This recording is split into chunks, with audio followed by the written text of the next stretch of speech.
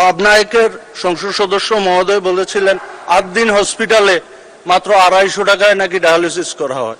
আমার মনে হয় আমি 2014 সাল থেকে এই ডায়ালিসিসের সাথে সম্পৃক্ত। আমার মনে হয় না সারা বাংলাদেশে কোনো জায়গায় 250 টাকায় ডায়ালিসিস হয়। মাননীয় স্পিকার, স্বাস্থ্য খাতে যেই বাজেট এবার পেশ করা হয়েছে তা বাংলাদেশের ইতিহাসে বিরল।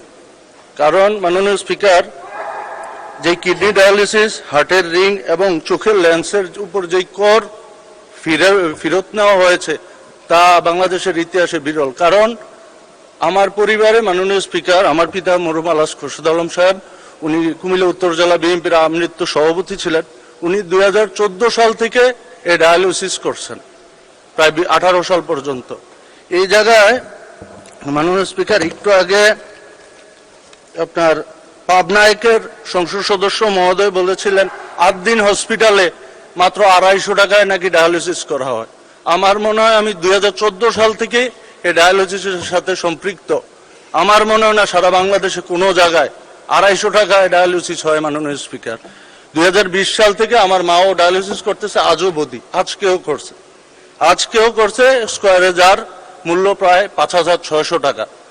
এই যে 5% এবং 15% কর ফেরতের কারণে আমার মনে হয় এই ডায়ালিসিসের উপরে ডায়ালিসিসের যেই রেটটা ধারণ করা হবে তা অর্ধেকে উত্তীর্ণ হবে। মাননীয় স্পিকার, আরেকটা বিষয় আমি আপনার অবতীর্ণ করতে চাই। মাননীয় স্পিকার, সমাজ কল্যাণ মন্ত্রণালয়ের অধিদপ্তরের অধীনে বা সমাজ কল্যাণ মন্ত্রণালয়ের অধীনে আমাদের উপজেলায় যে সমাজসেবা অফিসারের অধীনে আমাদের গ্রাম্য যেই ধরনের মানুষ বা গ্রামের মানুষ যদি ক্যান্সার আক্রান্ত হয় বা স্ট্রোকের মাধ্যমে বা স্ট্রোকের কারণে তারা যদি পঙ্গুত্ব বরণ করে, তাইলে এখন পর্যন্ত তাদেরকে বাৎসরিক 50,000 টাকা অনুদান দেওয়া হয়। কিন্তু গণপ্রজাতন্ত্রী বাংলাদেশ সরকারের মাননীয় প্রধানমন্ত্রী এই 50,000-কে 1 লক্ষ টাকায় কিন্তু উত্তীর্ণ করছেন।